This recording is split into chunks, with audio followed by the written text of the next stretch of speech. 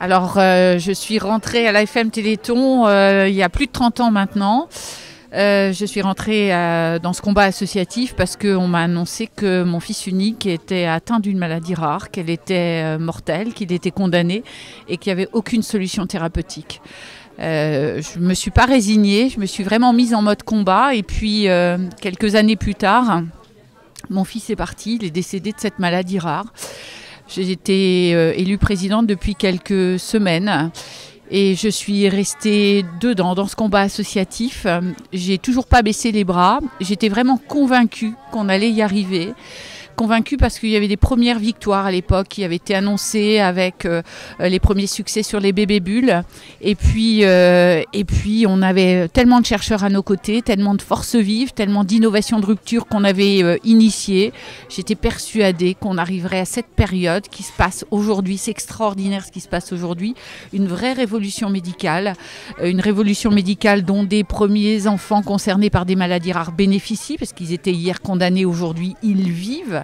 Ils respirent, ils bougent, ils font des bêtises, c'est extraordinaire. Et une révolution médicale qui concerne pas seulement des maladies rares, mais aussi des maladies beaucoup plus fréquentes, parce qu'il y a des passerelles entre les maladies rares et les maladies fréquentes. Et ça, c'est vraiment extraordinaire.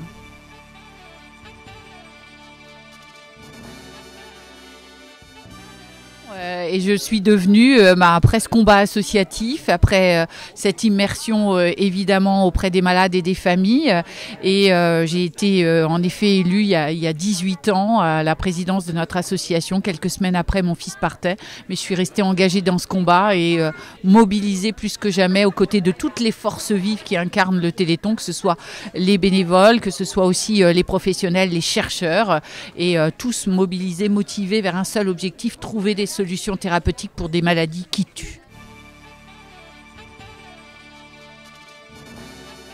Alors cette année, c'est mettre en avant. Alors il y a tellement de choses extraordinaires. C'est pas seulement cette année parce qu'en fait la recherche ça prend du temps. Le développement de candidats médicaments et le fait que oui ou non ça va devenir un vrai médicament, ça se fait pas juste du jour au lendemain. Donc depuis, je dirais ces toutes dernières années, ces 3, 4, 5 dernières années, on a vraiment des grandes victoires thérapeutiques. Elles sont incarnées, notamment il y a 2 visages de ce Téléthon, que ce soit Victoire d'un côté qui est concernée par une atrophie spinale de type 1 qui est traitée par thérapie génique, par un médicament qui est issu d'une technologie née dans un laboratoire du Téléthon. Et donc c'est extraordinaire, Victoire est avec nous et elle ne devrait plus l'être puisque c'est une maladie mortelle. On a aussi le petit Jules qui est concerné par une autre maladie rare, inclus dans un essai traité par thérapie génique en janvier 2020.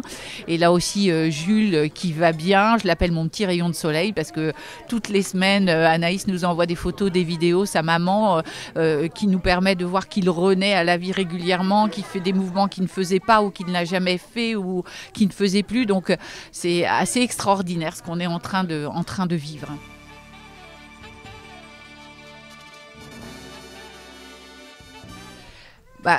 Il est clair que si on a aujourd'hui des solutions thérapeutiques pour 5% des maladies rares, parce que le Téléthon s'attaque à peu près à 7-8 000 maladies rares, des solutions pour 5% d'entre elles, ça veut dire 95% encore qui attendent.